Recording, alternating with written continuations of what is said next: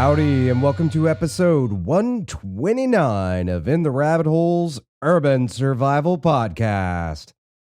In this episode, we discuss the missing link in your liberty, awesome things our tax dollars helped fund, the TSA groping Jason's junk, porpoises, and ITRH reloading for Season 5, plus bonus ITRH Summer Shorts. We're your hosts, Aaron and Jason. And you are in the rabbit hole, safe and sound.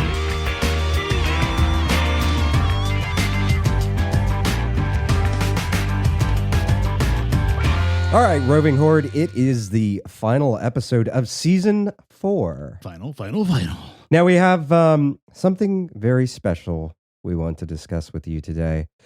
Tax day is just behind us for our 2014 taxes. Correct. Jason, you and I have some interesting things to discuss about this. Yes. I write that big check to the IRS. You kind of start wondering where the hell all that money goes to. Yeah. Now it's all good causes, of course. Oh yeah, absolutely. It's fabulous. all good Very causes. Interesting. Aaron, I understand you helped fund a bunch of arts with your tax contributions this year. Yes. $10,000 to produce Zombie in Love, a musical about a teenage zombie dying to find true love. Now, Jason, I understand you also contributed to the arts this past year through your tax contribution. Tell us about that. Well, yes, sir, I did. I helped fund $10,000 to return to the stage Ruse Elvis, whatever the hell that is. It's about a shy woman who channels the personality of Elvis Presley and her imaginary friend Teddy Roosevelt. Are you Oh my kidding me? Oh my God. That's amazing. That is amazing, man. Aaron, what earth-shattering research did you fund last year? As a nation, we needed to know if mothers loved their dogs as much as their children. So we studied the way their brains responded to pictures of both their children and their dogs. It only cost the taxpayers $371,000. Money well spent right there. Mm-hmm. Jason, what did your money help fund last year? Oh, you're going to love this one. The effects on robot provided sweetest massage on rabbits. Yeah. I really wanted to know how it impacted their physical recovery after exercise. It only cost $387,000. Are you effing kidding me? Wow. All right, Aaron. Wait, no. Oh. Massage. Dude, sweetest massage on the rabbits. Yeah. Dude. I think the farm needs some of those. Yeah. Bobo needs some sweetest massage. He does. He needs some tender loving care, man. That's true. I don't pet him like I used to. Maybe we could, for another $380,000, maybe we could. Excuse me, $387,000. Yes. Don't forget the $7,000. That Anyway. All right. Contributions to humanities knowledge did you fund last year? I funded a study of whether eating radioactive tuna caused by the Fukushima disaster as part of a balanced meal, of course, will provide humans with mild superpowers. And it only cost $1.2 million. Small price to pay. Jason, I understand you funded research on something that really changed the world. What was it again? This answer's been driving humanity since the dawn of time. We funded locking 100 chimpanzees in a room with 100 typewriters for an entire year. No. Let that sink in for a minute. It's amazing. 100 chimpanzees in a room with 100 typewriters for a year. We paid for this. We wanted to see if they could recreate the complete seminal works of Tucker Max. Let's all figure out who Tucker Max is. He was the author of Hope They Serve Beer in Hell. $473,000 later, the answer is surprisingly no. That's what your tax dollars are paying for. Are you saying that 100 chimpanzees locked in a room with 100 typewriters for a year could not bang out the mind-blowing works that were Tucker Max's? I'm actually pretty sure I know the marketing person who is behind all that, but Yeah. That's a different But story. we still paid for it. And we still paid $473,000. Jeez. Aaron, what else did your money help fund this year? Oh, Our great works. Oh, this is great. This is so fascinating. I helped feigning. Let's see if I can get through this bit without laughing. I helped fund training 3 mountain lions to run on a treadmill. Then, and only then, we could measure the energy consumption of cats' hunting techniques. $856,000 was a small price to pay for such important information. Direly important information. You should see what we did with those mountain lions next. Bowflex. This year, 2015, it's all about the Bowflex. Jason, what bowel-shaking research did you fund last year? I helped fund this incredibly important, just fundamental research. I funded the creation of a new communications network. Wow. Yeah, it's fascinating. But it's just for fossil enthusiasts and professionals for only a cost of ding, ding, ding, $1.97 million for a bunch of fossil geeks. Thanks. Fossil enthusiasts. Oh, fossil enthusiasts. Fossil enthusiasts. They're dead stuff. That's all it is. Great. Don't we already have the internet? Yeah. Couldn't they have just talked through the internet? Dude, I don't get this, man. Maybe they needed a healthcare website. We need to figure out. That's what this is code for. We need to figure out how to do our own research funding, or how to get the funding for all of our own research. I'm sure we can come up with some better funding research. One-legged strippers. Oh, yeah. How do they do it? That's what we should research. All right. Haven't you already funded that research? Go. We're not going to go down that road. And what contribution to society did you help fund last year, Jason? Let's see. This is huge. I funded a study on the impact of schools of swimming sea monkeys. Check that out. Schools of swimming sea monkeys. I'll wait for it. The ocean current. Are you kidding me? $307,000. Well spent. Oh, yeah. The flow. Sea monkeys. On the flow of the ocean current. Sea monkeys. Sea monkey. That must have been a shitload of sea monkeys. Jesus Christ. Now, you know what I wonder? Do you think they bought them in those individual packets like we got when we were kids? Or if they bought them in bulk and just dumped it in the ocean? Let's see where this floats off to. Oh, wow. What were the researchers, like 10 years old? This is where this goes. You know, we would have done that. We would have. We so would have. I'm shit. God. I'm 39, you're 40. I'm thinking we do that shit next week.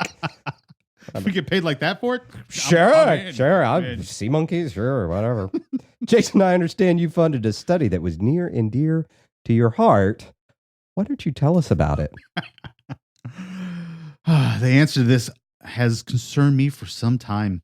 So I funded a study whether the concept of hanger was real. Hanger. It was done by testing whether hungry spouses were more likely to stab a voodoo doll representing their significant other while they're hungry. Jesus. $331,000 of our tax dollars. Great. Wow. Put my mind at ease. Wow. All to study hanger. Hanger. That's kind of like those hangry commercials where she chews on potpourri or something. Aaron, I'm sure you put in your fair share of funding for important studies, especially involving women's breasts. Ah, yes. Your favorite subject. That is one of my 3 favorite subjects. Yes. Well, you know, I am a big fan. So I helped fund $820,000 to determine the impact of public breastfeeding on the rate of car accidents at crowded intersections. Are people just hanging out breastfeeding on corners? Hey, man. You tell me. You're the one with a kid. I don't know. You just I've flip never them noticed out it being that disruptive. I don't have anything. I actually have no problem with women breast. Aside from the fact that I'm a huge fan of boobs, I have no problem with women breastfeeding in public. I don't see the big deal about it. But I also so you know, maybe $820,000 was well spent to find out if it causes car crashes or not. Now I can honestly say I've never seen a woman breastfeeding at an intersection. I've seen a homeless woman playing with her boobs at an intersection. We can fund that. That would be incredible research. Moving on. Jason, I Big, understand you went saggy, really nasty. big this past year with some military spending. That's very patriotic of you. What was it again? I helped fund $1 billion. Wait. That's that's billion with a B, right? Billion. $1 billion. $1 billion. What did you do with your $1 billion? To destroy 16 billion in unneeded purchases of military grade ammunition. Oh my God, fall out my chair. Are you effing up? Are you kidding me? I'm pretty sure we would have done that shit for free. Actually, I'm pretty sure I get meat sweats when I read that. Meat sweats. Meat sweats. Meat sweats. I don't want to know why that gives you meat sweats. Although, we did just eat a lot of falafel or whatever. So yeah, we could have meat sweats. But besides the point, herein lies part of the problem with this whole business plan that they got going on here. You see, I'm pretty sure that almost every member of the roving horde would have paid money to go blow that shit up for them. I mean, let alone the fact of, ammunition doesn't go bad. So, I know it's, you got to destroy it so that you can order more next year. Because if you don't destroy it, you can't order more next year. It is utterly asinine. 16 billion. We would have paid $4 billion for the $16 billion of ammunition. Yeah. Instead of wasting money, we could have given them money. I don't know. Bullets for Homeless. Yes. That could have been a program too. Yes. Bullets for Homeless. I don't know what they would have done with them, but anyway. Mr. Franco, I understand that you funded a military study of great importance yourself. That is true. Well, now to be fair, it was no 1 billion to destroy 16 billion in unneeded ammo, but this was a really good one. 37 million for an initial inquiry as to the total cost for the U.S. to quell rising unrest in the Middle East.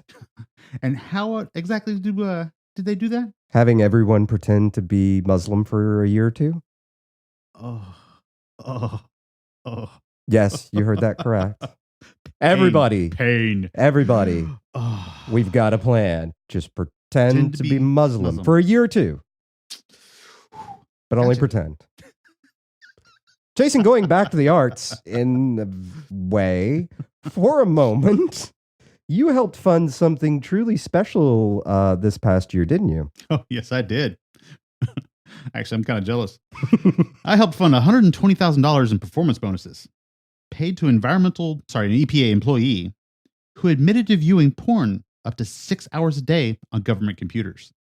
120 grand of bonuses. This is bonuses, not salary. Bonuses for the guy. Not boner. Yeah, exactly. Yeah, bonuses. We were paying for the boner for this guy to sit there and watch porn for 6 hours a day. Well, got to support the arts, man. Yeah. Got to support the arts. All right, man. I understand you really love animals and are completely against animal cruelty. Y'all should see him on Bunny Culling Day. Anyways, whiny bastard. What did you help fund with them in mind this year? As it turns out, I helped fund $1.9 million to induce heart attacks in beagles while they were forced to run on fucking treadmills. This, all to conclude that exercise is good for us. Now, the cherry, because it does get better over the past 20 plus or minus years. Yes, 20 plus or minus years. That same research study has been going on and has received an estimated $6 million of tax dollars to kill beagles by making them run on treadmills to determine if exercise is good for us. I'm pretty sure we figured out a long time ago that exercise was flipping good for us. Oh, yeah. Yeah, I don't think we needed to kill beagles for that. I actually really like beagles. They're good dogs. I mean, I didn't do that to any dog, but... I agree. But here's the thing. I understand there's crazy people who believe the taxes are too high. And there's even people believe that this stuff is wasteful. After all, we're only $18 trillion in debt, and Nancy Pelosi had this to say. But again, I just have to point out that President Clinton, President Bush, President Reagan, and this president have all negotiated the debt ceiling and given up something for that. So why now? Because the cupboard is there. There's no more cuts to make. It's really important that people understand that. So you see, we cannot possibly cut the nearly $2 million in Killing the Beagles fund. Exactly. The cupboards are bare, man. The cupboards are bare. The government waste is just absolutely ridiculous. I would say the government stupidity, just illustrated by Nancy Pelosi's comment of, no, there's nothing to cut. I don't think it's, I don't think waste is the problem. I think it's flat ass stupidity. I mean, agreed. Holy shit. Cupboards are bare. Kill some more beagles. Oh, I know. We'll keep the beagles running on their treadmills long enough to get heart attacks by putting the mountain lions on the treadmills behind the beagles. There we go. There we go. There we go. We might save some money that way, I think. There we go. Kill two fucking animals with one stone. Now, many of us think this is disgusting, all of it, and we wonder how things like this can continue.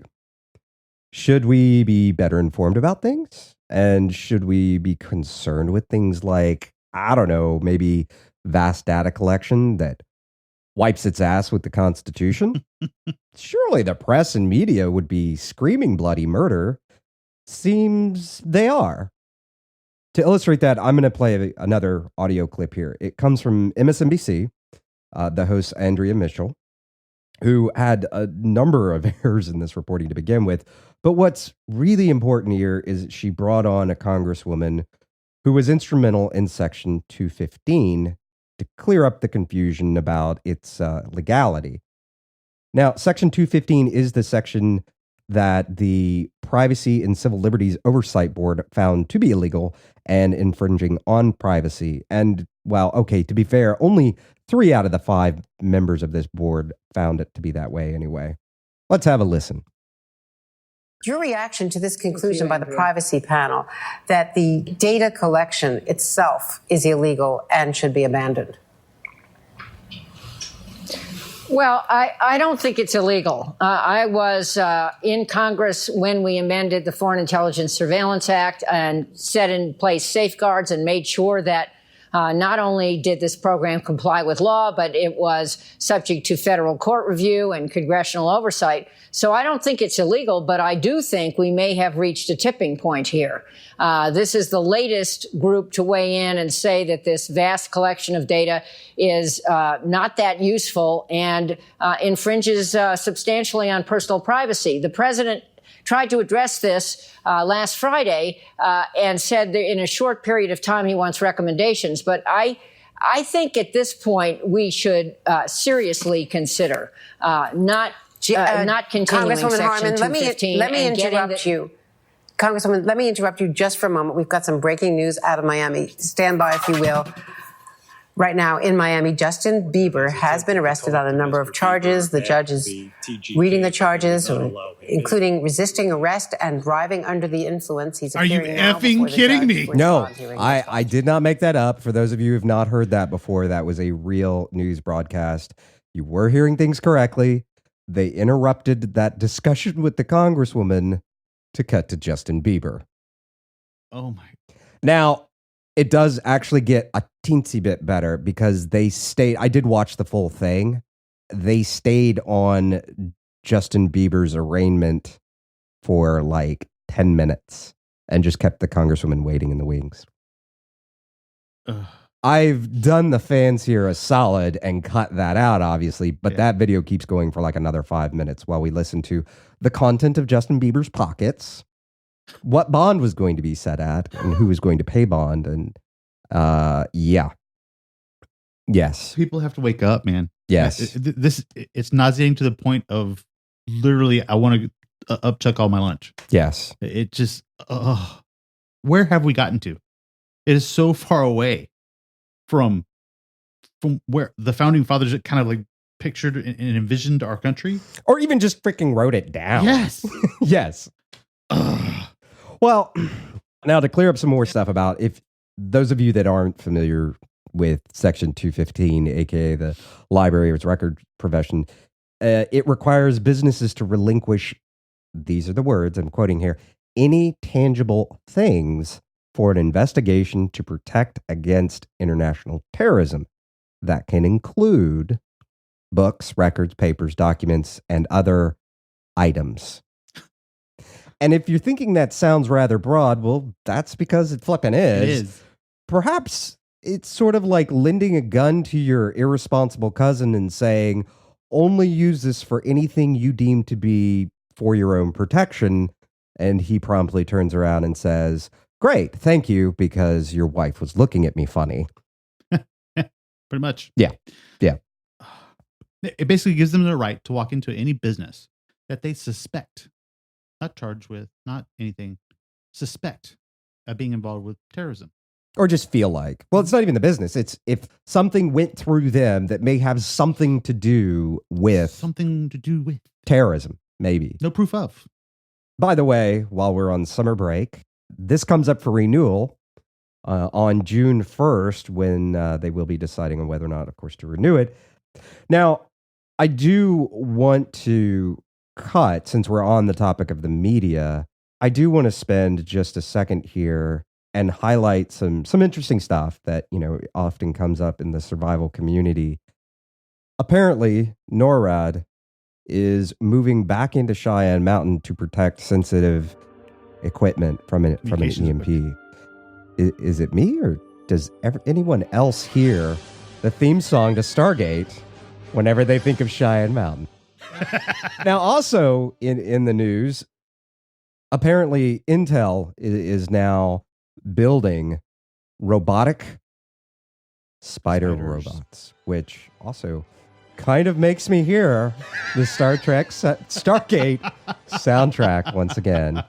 Yes, me and like 3 other Stargate fans in the audience are giggling right now. And geeks, God. I will never give up watching Stargate, man. MacGyver! Yeah, MacGyver was cool, but they need to bring that show back, man. MacGyver was the lead character in Stargate. He had a gun now, too. Anyway, all this stuff with taxes and the spying. Oh, and apparently the NSA got all of their ideas from the DEA, who'd been spying on us even more than the NSA for like the last 10 years. How did that get through? Where was Snowden on that one? It was before his time. Snowden was in junior high when that crap went down. Seriously, how on earth are we going to get back to normalcy? I think, well, that brings us back to the main topic of today's show. And here's the thing. We're missing something from the lineup of sheepdogs, sheep, and wolves. I just want y'all to just let that marinate in your brains for a minute. Sink in. Just get the full concept of that in. And while you're thinking about that, we want to slip in a quick update about the show. It seems y'all have shown some real overwhelming support for the announcements we made last week about making the rabbit hole a little more of a full-time gig and really working to kind of fill in the financial gaps we've run into in the last year supporting this ourselves. We did receive a lot of emails and suggestions about ways people would like to see ITRH become self-sustaining. And also a great conversation broke out on the forum with really great suggestions. It looks like the overwhelming number of people want a membership program. But some also do want a way to donate. To be honest, I've never liked the idea of doing donations.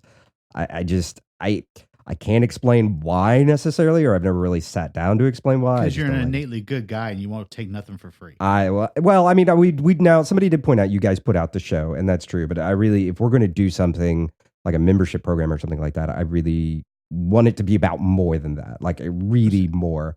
So we're leaning heavily towards like a 3-tiered membership program. That way we can do something at a high end that's like really cool for people and really give them a lot of value, and something at the lower end that people still get a lot of value out of it, but it's something that almost anybody can afford.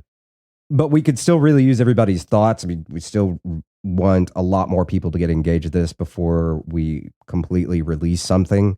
Tell us what you'd love to see included in an ITRH Roving Horde supporting members program.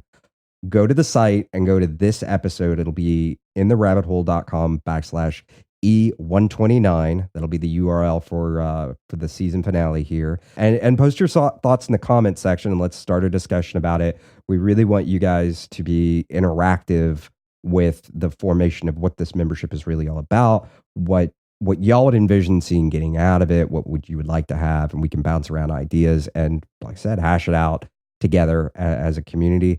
Again, in the rabbithole.com/E129, share your thoughts on a roving horde supporting membership. I'd like to see all that input here within about a month or so. So it gives us time to really develop something. I think even sooner than that. I mean, the sooner the better. Yes. The sooner the better, because within 2 weeks of the show airing, we want to get something going. We'd like to go ahead and get that out and get that going and underway and get everything, because it is going to take me a little while to build the kind of put together the technology and of what we need, the infrastructure to support the members and be able to deliver that more. Because I know, like, one of the things was we talked about doing, for certain levels, of doing a live streaming, uncut, unfiltered video version of the show.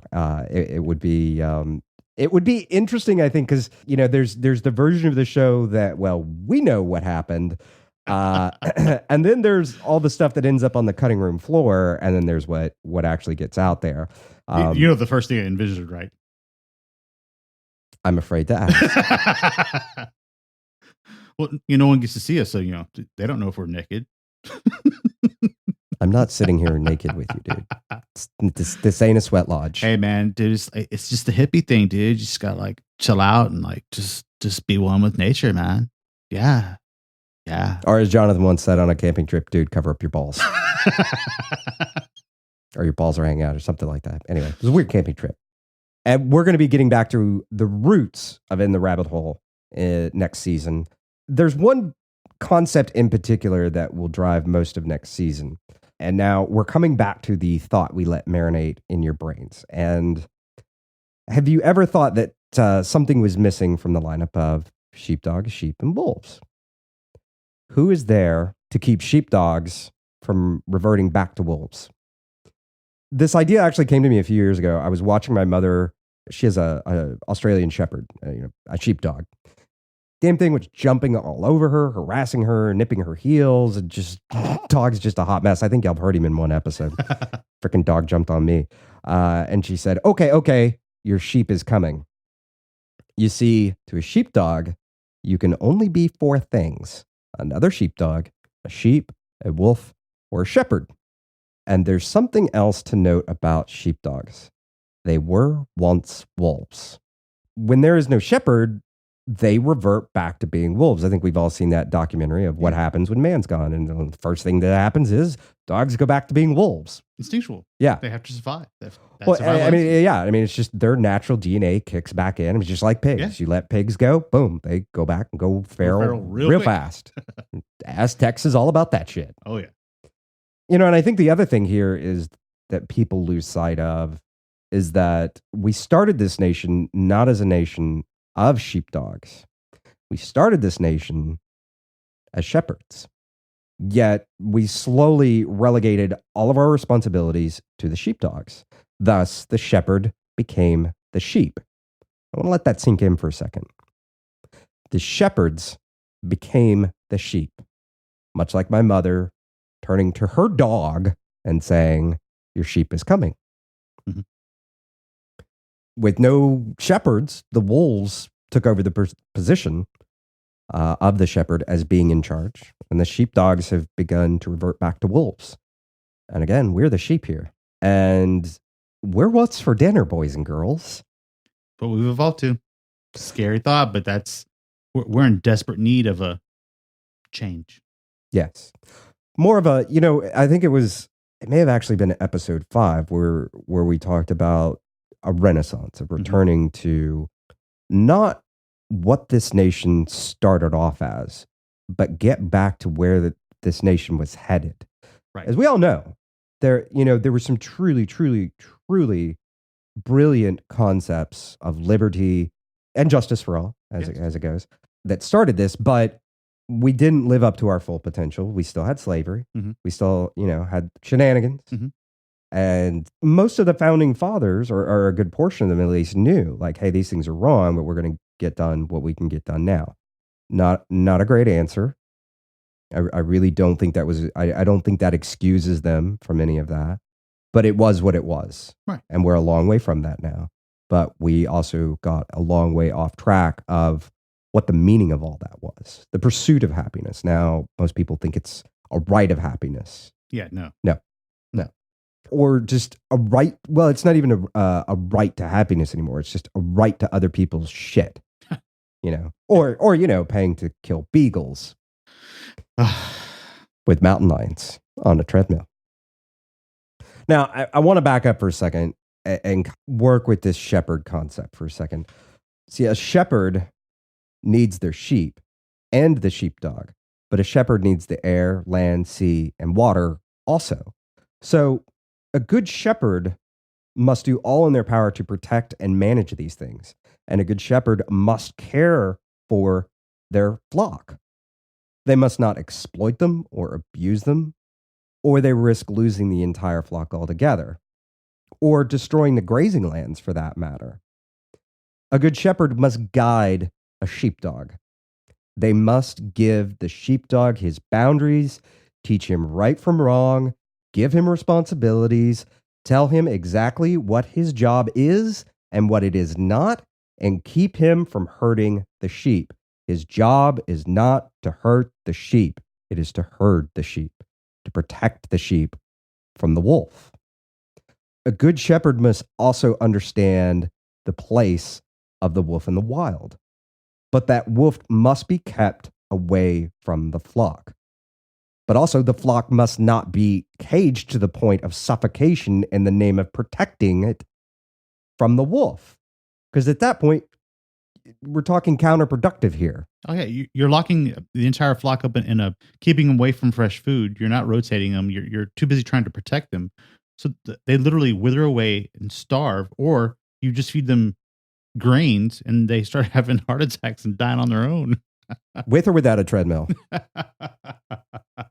You see, I think... Well, no, we put in treadmill, the wolves come in and put in treadmills because they want a little bit leaner meat, to kind of run them a little bit. So it actually saves money because it's killing them on the treadmills versus having to go in there and actually slaughter them. So they just have wolves. to, Smart pay wolves. other, wolves to sit there and watch for them to die so they can pick them up versus having to pay that much more guys to go in there and slaughter them.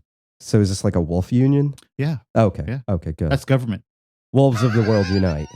Good deal. Good deal. And I think that raises the thing. What we've forgotten here is this. The government is not the shepherd. The government is just another sheepdog.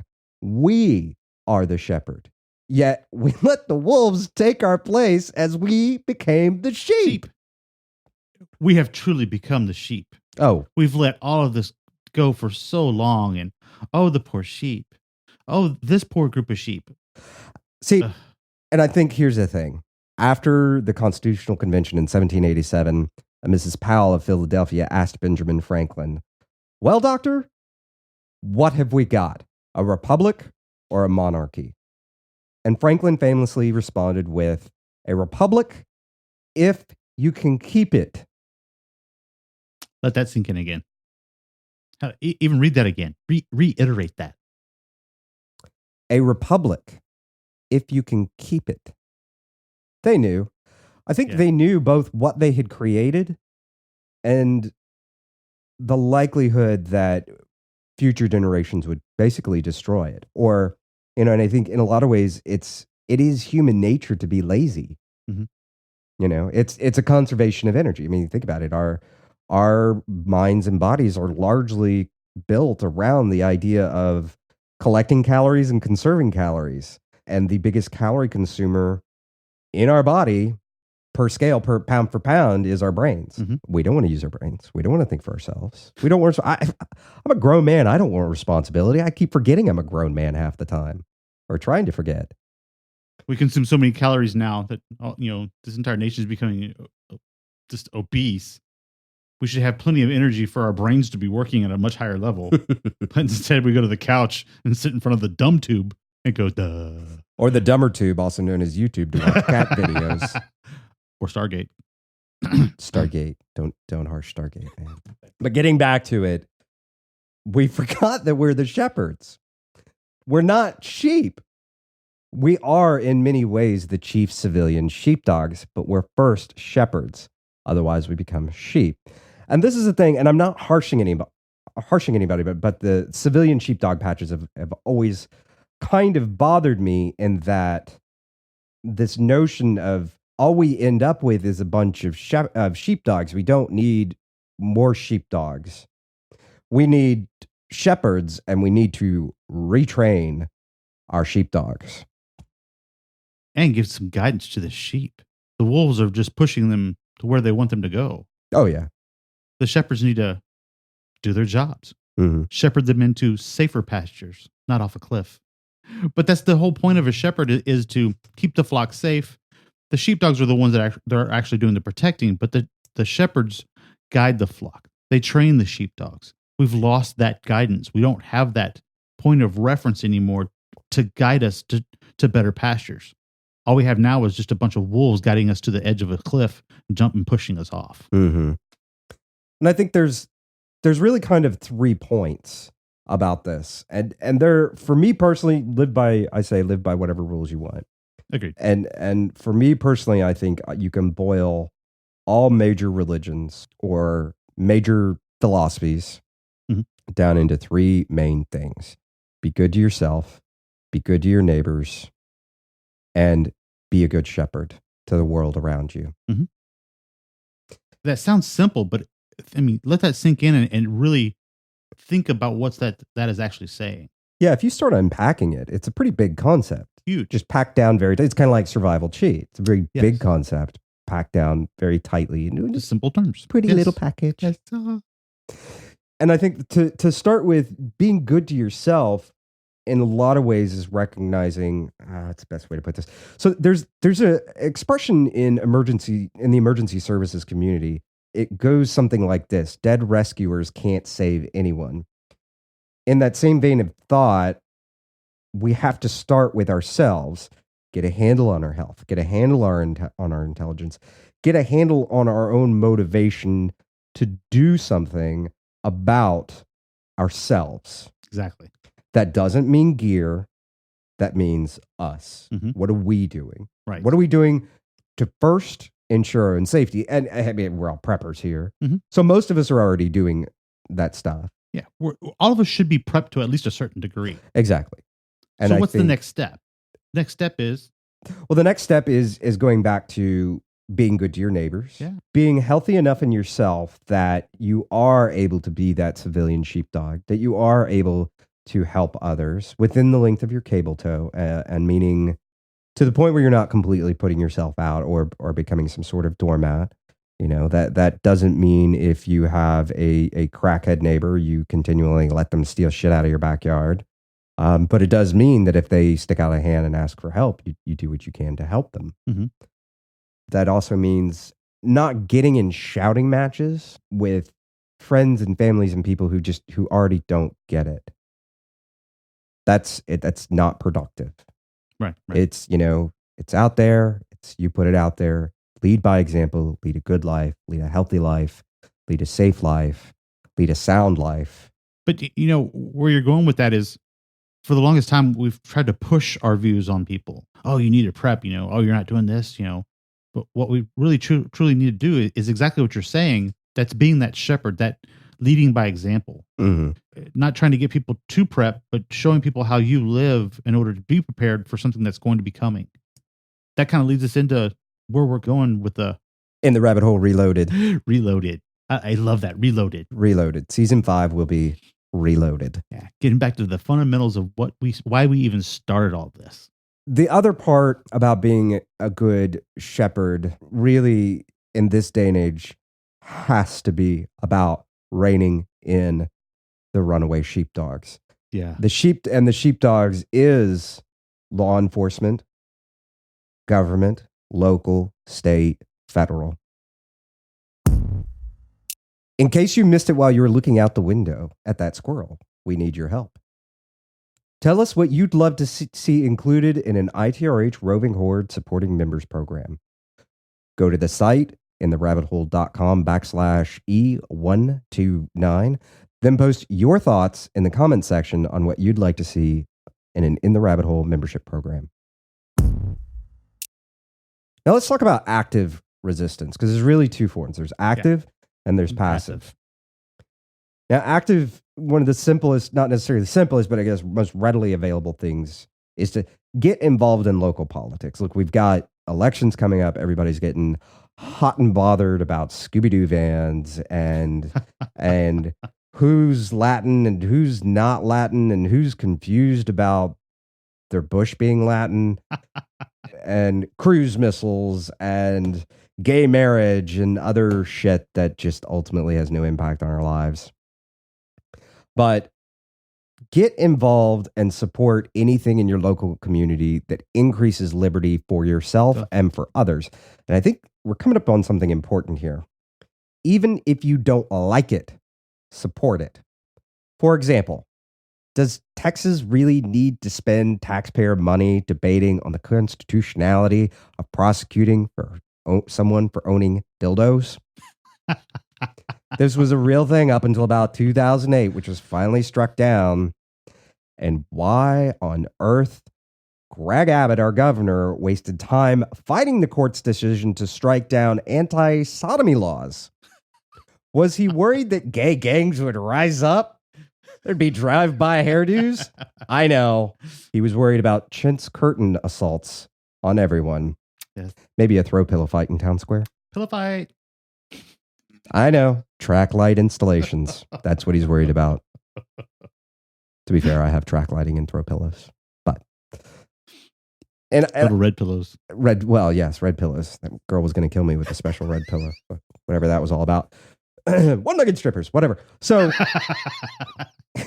anyway, but I get that neither of those things are say half the listeners' cup of tea, But the question really is this: what business is it of ours to limit someone else's liberties in their own bedroom? If something doesn't fit with your religious beliefs, I completely get that. Just don't engage with it. Don't engage in it. Live your life by example. Don't worry about other people's lives. I can't agree any more with that. And I'm saddened to know that our society has moved so far away from that. If it doesn't bother you, why does it matter? Let them live their lives the way that they want to live them. And it also supports your ability to live your life the way that you want to live it. And I think that's the real thing here. And there's been, I'm not going to get into it because it's just a bag of bees, but there's been a big blowback about war on this or war on that.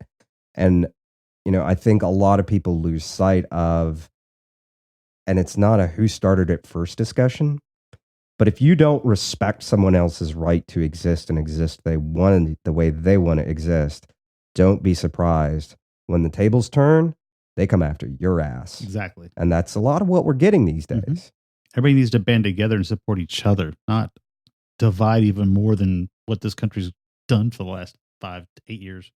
Yeah. And I'm not saying that means using the bakery example we have, because it's kind of current. Again, if your religion says, it's wrong, I get that and I respect that. And I don't think you should have to bake a cake or serve or deliver flowers to that. And just as I believe no one should be able to enact a law to force you to do something you don't want to do and that violates your religion, I don't believe anybody should be able to enforce their religious views through law on anyone else. Again, it goes back to us supporting and getting to a place where we actually respect each other's liberties. Mm-hmm. Stay out of each other's business. If it's between two, or for that matter more, consenting adults behind closed doors, none of my business. Or for that matter, like if we were going to talk about like open carry, that, and we'll come back to this in a second, but all right, that's not behind closed doors, but at the end of the day, if it scares you, then that's your issue. It's not the other person's issue. Exactly.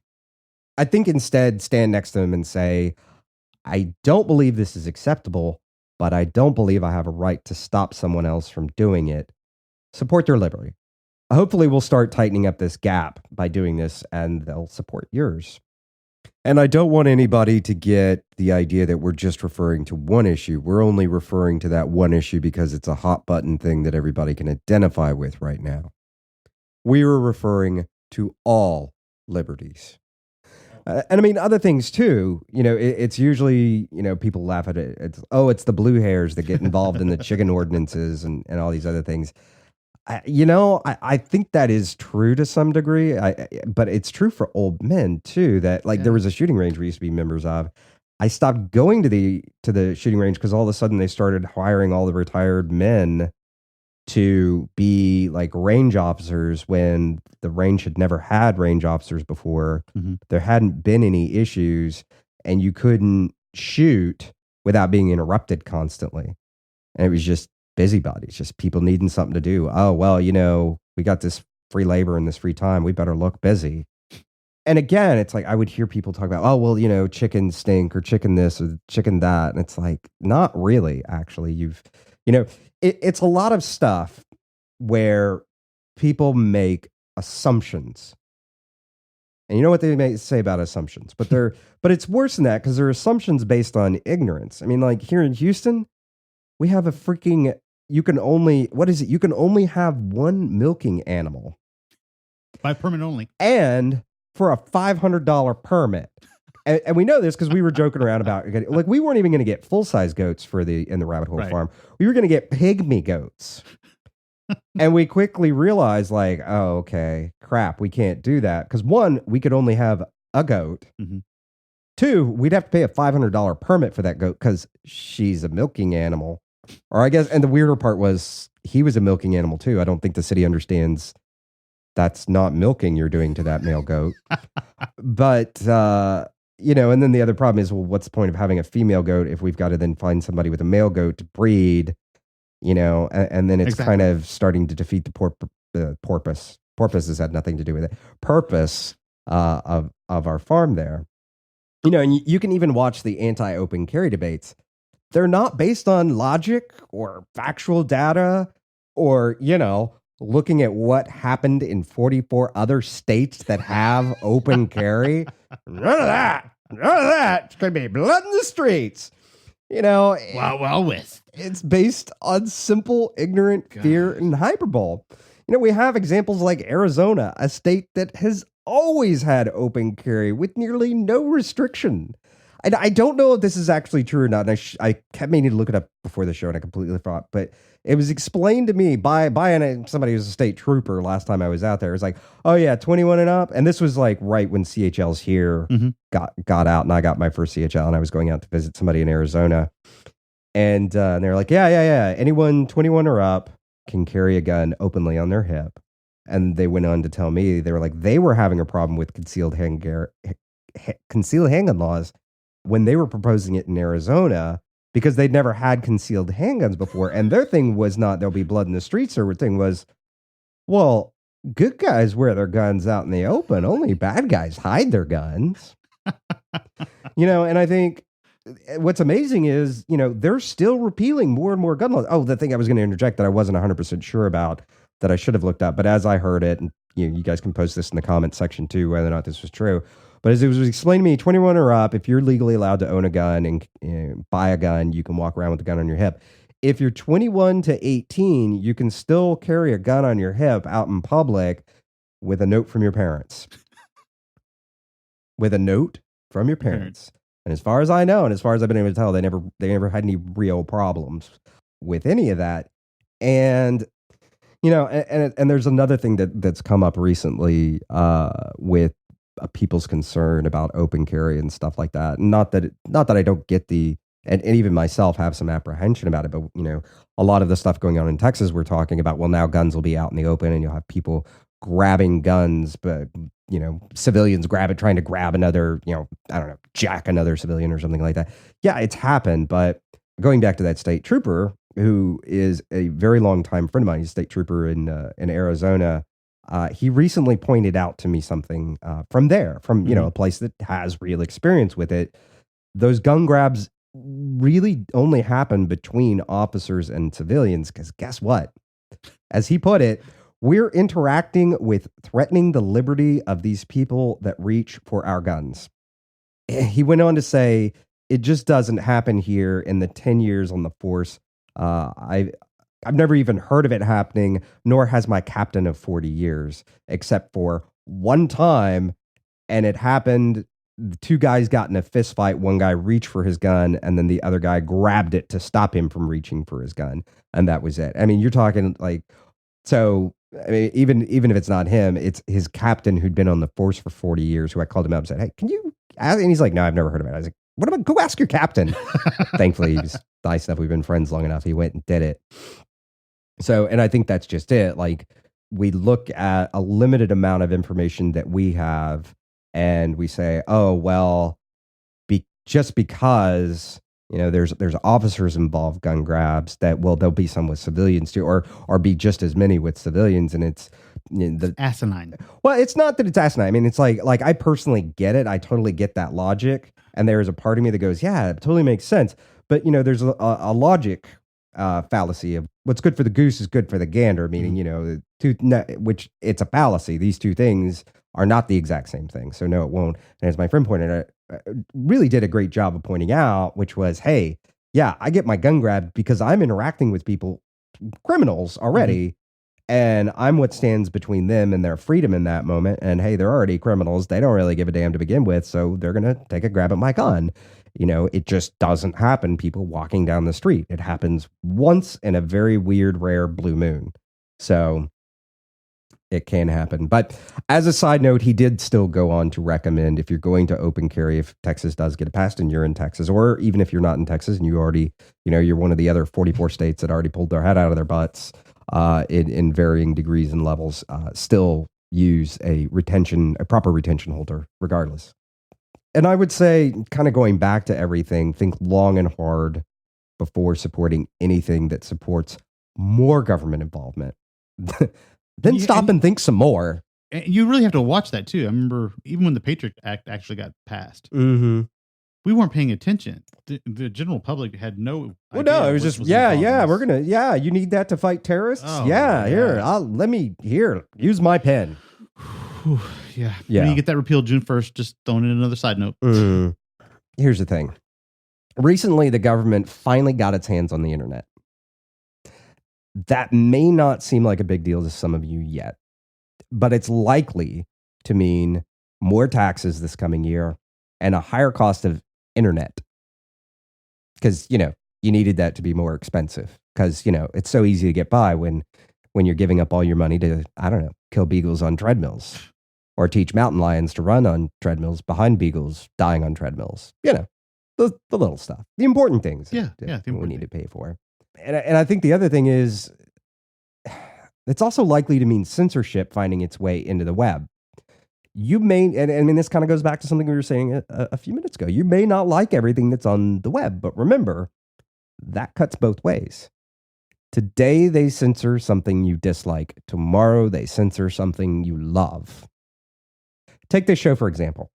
Do you really want the FCC to come in and tell us what we can and can't talk about?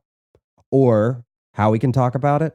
There's been a lot of scares and rumors and this and that and domestic terrorists and whether or not preppers are on those lists. And I just figure I'm on every list twice and cross-referenced. And since half of my friends are in some sort of government law enforcement agency, they probably put me there as a laugh. But you know, that Aaron kid. Yeah, that Aaron guy. This will be funny. See what happens with him in TSA. I was actually really, speaking of this TSA, for just a brief moment to laugh at the, you know, speaking of the Patriot Act. And no, that TSA groping, it is for our own protection. They would never misuse that or develop some sort of insider ring program to grope men's genitals. You know, speaking of TSA in Arizona, my little recent Grand Canyon hike. Oh, yeah. TSA didn't want to let me go home. I was fine flying with my CHL as an ID. But flying back, Arizona was like, no, that's not a proper ID. You can't fly. You know, all that cleared. So then they had to do a complete frisk, which included like basically him sticking his hands down my pants. Like, you know, of course I was going so a little rub and tug at the airport is what you're saying. Yeah. Nice. I was just like, you got to be kidding me.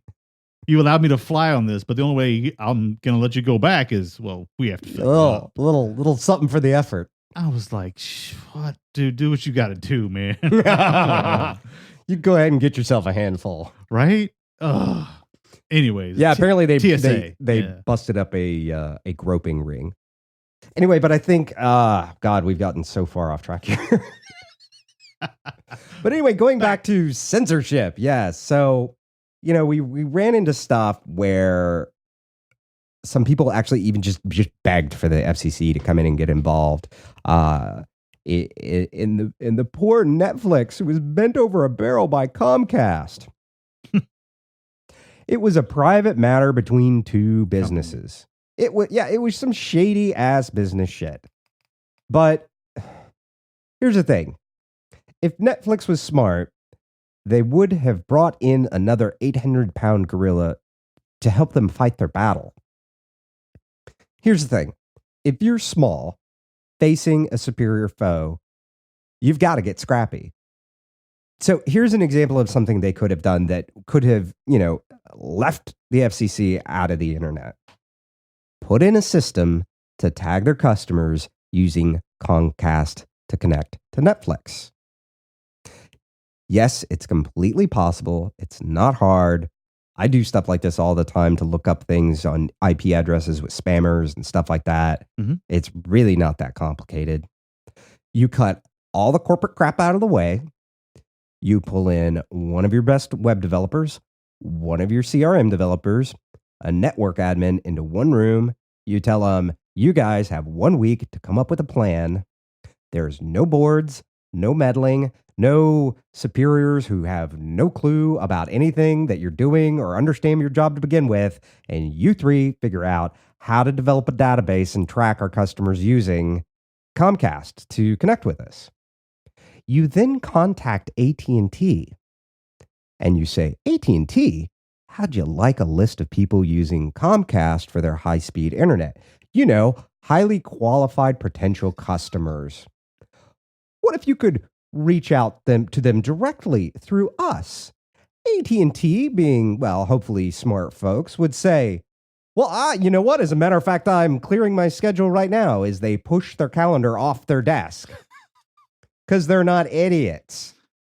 You'd lay out the plan for them. It looks something like this. Here's what we're going to do. We put together this list. We know their exact locations. Well, since they're customers, we also have their billing addresses and their shipping addresses. So here's what we're going to do. We were thinking of emailing them and letting them know that about what was going on with Comcast and that we were very sorry and that we would even be covering some of the costs of this rate hike. But we were going to have to split the cost with the customer, and that meant for all of our customers exclusively using, all of our customers that are using Comcast, and only exclusively our customers using Comcast, we were going to go up, say, $2 or $4 a month on their account to help cover these costs. And of course, hey, we're reasonable people. We'll help out here. We'll split the difference with you on what we're actually getting charged.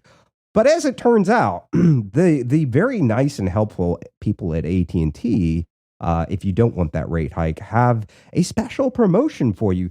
You then lay out all the pros and cons and, drill in on all the things that Comcast customers really hate. Like, well, if I record it on this DVR, you can't watch it in the other room on your other TV. You have to watch it on that TV. Or whatever. I'm not really harshing on Comcast here, but I mean, from a marketing perspective, if somebody said, look, I need you to do something really, scrappy, I specialize in that kind of marketing. This is what I would tell them. I'd say, you go in and do this. And then you say, and AT&T, look, we're also thinking about doing a mailer, because not everybody checks their email. How about you guys also pick up the cost of that mailing? They would have their wallets out faster than you can finish your sentence. Totally agree, but this is not a business marketing strategy podcast. No, it's not.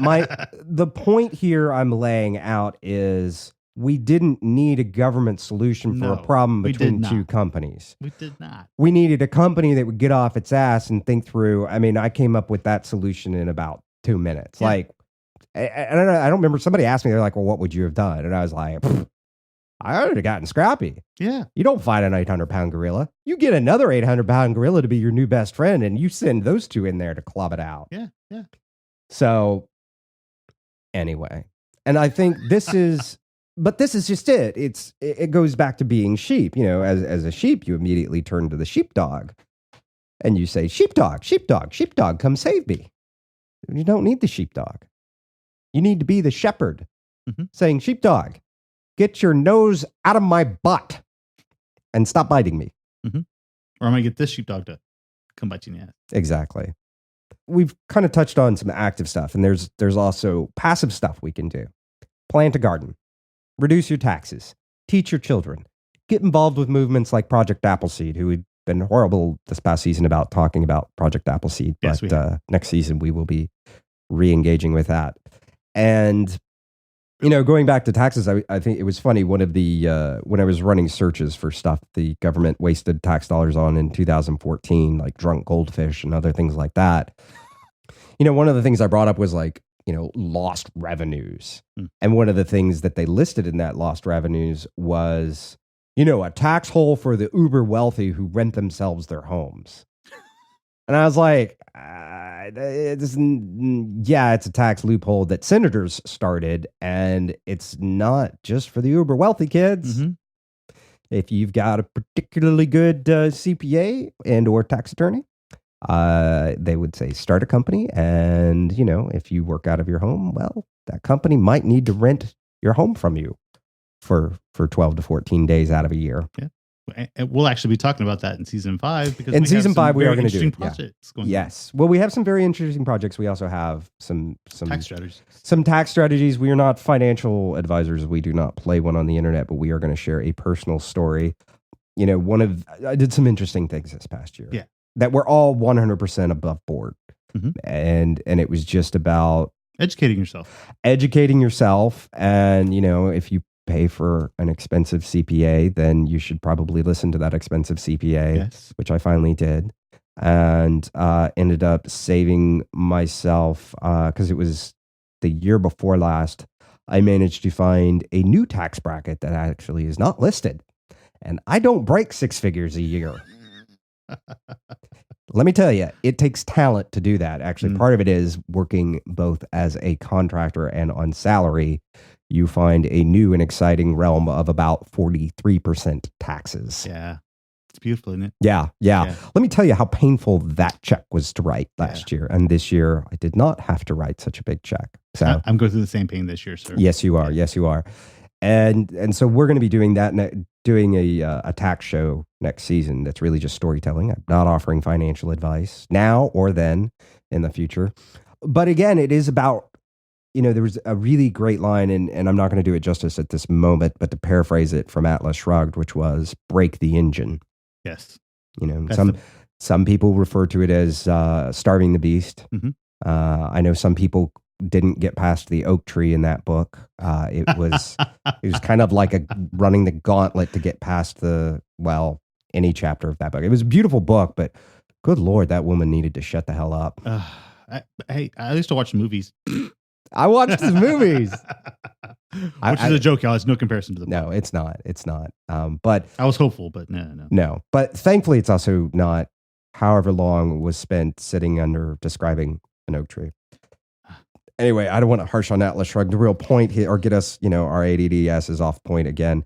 But the real point here is, break the engine and passive resistance, getting, stop feeding the sheepdogs that are feeding on your flesh, and I think that speaks to, just to take a brief second here, somebody really rubbed somebody the wrong way in the last episode when we had a short stint about welfare. And I think people, at least one person in particular, misunderstood our conversation about welfare to mean that we had a problem with the poor, and he made some crack about me having a silver spoon. And again, that person has no idea who I am or what I've done in my life. Yeah, I was so confused. You were like, what the hell? Where did that come from? Yeah.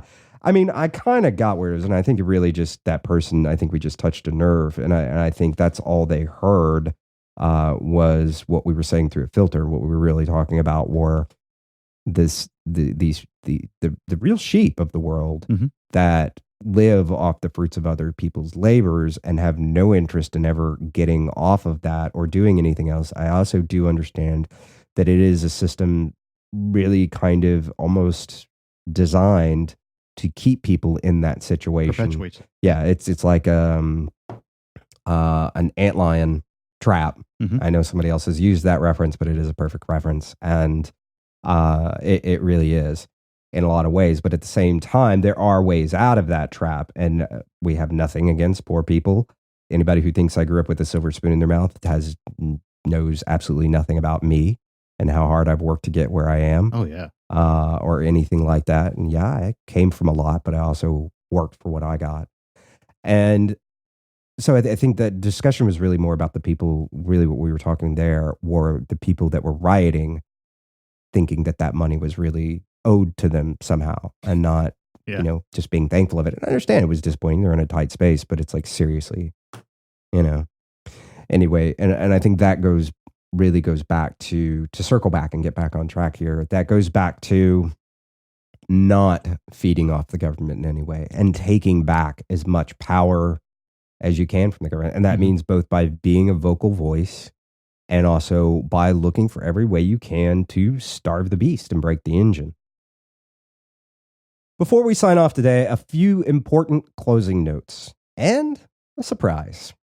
First, ITRH will officially be returning from our summer break August 3rd, 2015. However, as mentioned a second ago, we have a surprise. We will be releasing a few short special bonus episodes while we're on break. These are going to be somewhere in the realm of like 15-minute shorts. They're going to be just kind of maybe a little bit of commentary on what's going on in the news, reminding people to be good shepherds. Maybe we'll throw in some survival tips and stuff like that. Part of it is we want to do a little something extra. Of course we want to keep you guys engaged. And also there's a thing in your iTunes feed that if you do not interact with a podcast for, I think it's like 3 or 4 weeks, the iTunes will automatically unsubscribe you, or it won't unsubscribe you, but it'll just stop downloading shows and it won't do it automatically again until you re-engage with it. And that was a problem last season. And we wrestled a lot with how to fix that. And I think the easiest way is just to do something cool and give y'all some little summer shorts. We're probably summer shorts. Summer shorts. We don't know exactly what those are going to look like yet. It's a sort of a recent decision, and there might be boy shorts. There might be some cargo shorts. Yeah, I'm kind of a cargo short guy myself. So, but anyway, so we are going to put out some stuff like that to keep y'all's feeds live, and also it'll just be fun to do some short shows. It'll actually be kind of hard because we can be kind of long-winded sometimes. But focus, man, focus. Anyway, yes, and in case you were simultaneously watching YouTube cat videos while listening to the show today, tell us what you'd love to see included in an ITRH Roving Horde supporting members program. Go to the site intherabbithole.com/E129. Then post your thoughts on what you'd like to see in an In the Rabbit Hole Roving Horde supporting membership show. One last bit of business before we get down to whatever it is the hell we do during the summer.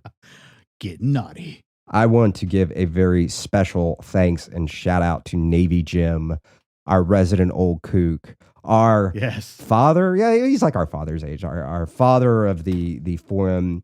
He's the old wise one. He is the wise rabbit. Yes. He is the wise rabbit. He helped us out recently. He's always been very generous with his time. He's been in broadcasting for I think like the dinosaurs were roaming when he first got started. He's going to kill us. And he's going to kill us. He's going to come over and smack me in the head like my dad does when I ask him how the dinosaurs were, how it was riding dinosaurs to school, both ways uphill in snow, and in Texas, of course. And anyway, he gave of himself some time to the rabbit hole, and helped us with some thoughts and things about kind of getting back to our roots. And also helping with some format. You guys are going to hear some old things brought back that are, we'll say, reloaded.